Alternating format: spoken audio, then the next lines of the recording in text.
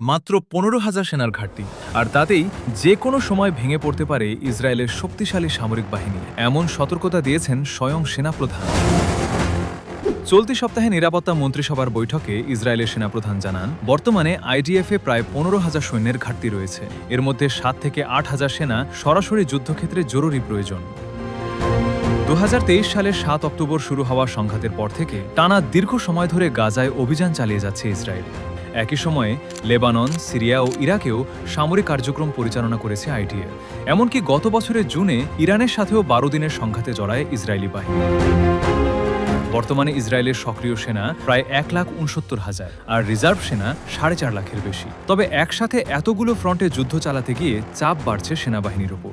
এই সংকট মোকাবেলায় বাধ্যতামূলক সেনা নিয়োগ আইন কঠোর করা এবং সামরিক সেবার মেয়াদ বাড়ানোর পরিকল্পনা করা হচ্ছে। বিশ্লেষকদের মতে, দীর্ঘ সময় ধরে একাধিক সংঘাতে জড়িয়ে পড়ায় আইডিএফের ওপর চাপ বাড়ছে, যা ভবিষ্যতে বড় প্রভাব ফেলতে পারে।